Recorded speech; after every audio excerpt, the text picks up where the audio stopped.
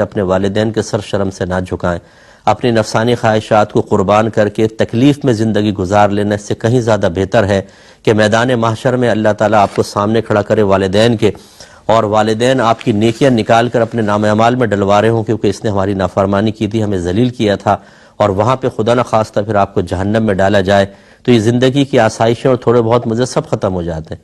اور یہ جو لڑکیاں بھاگ کے شادی کرتی ہیں، کیا سمجھتی ہیں ان کو عزت ملتی ہے؟ نہ سسرال میں عزت ملتی ہے، نہ شوہر کی نگاہوں میں عزت ہوتی ہے۔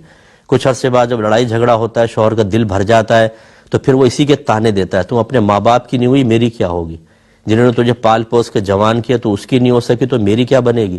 جب تو نے ان سے وفاداری نہیں کی تو مجھ سے کیا کرے گی؟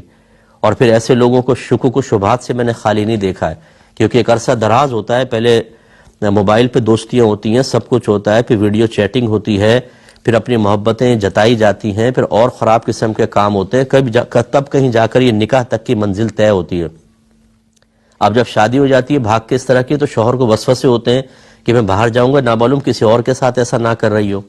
یہ اس طرح کی زندگی اتنی خراب ہم نے دیکھی ہے، میرے پاس تو کیسز آتے ہیں نا، سینکڑوں کیسز میرے موبائل میں بھرے پڑے اس طرح کے کیسز، آپ دیکھیں تو پھر یہ سمجھنا ہے کہ نارمل لائف گزار لے گی لڑکی، کبھی بھی نہیں ہو سکتا۔ جتنی بچیاں ہمیں سن رہی ہے، خدا را یہ غلط قسم کے قدم اٹھا کر اپنے لیے آسائش اور سکون کی زندگی تلاش کرنے کے برے خواب دیکھنا چھوڑ دیں، ان کی تعبیرات کبھی اچھی نہیں ہوتی۔ اپنے ماں باپ کی عزت کریں، احترام کریں، اور ایک لمحے کے لیے آپ کو ناپسند آ رہا ہے نا، کوئی بات نہیں، اپنے ماں باپ کا کہنا مان لیجئے، اور اللہ تعالیٰ سب بہتر کرے گا۔ رشتوں میں برکت اللہ تعالیٰ رکھتا ہے، اس طرف آپ مائل ہوں۔ یہ جو آوارہ گرد قسم کی لڑکیاں بعض اوقات کر رہی ہوتی ہیں، جیسے اب یہ بچی دیکھیں، ایک سے کیا اور پھر خود ہی بھاگ کے دوسرے سے کر لیا، یعنی اب اس کی کوئی زندگی ہے؟ آپ بتائیں، اس کی کوئی عزت اور ویلیو ہوگی؟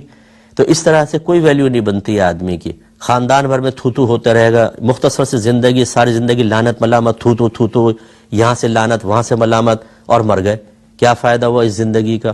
اس لیے پرسکون زندگی کی تلاش کے لیے اپنے ماں باپ کا ادب و احترام کرتے ہوئے شرعی طریقے سے سارے معاملات کریں۔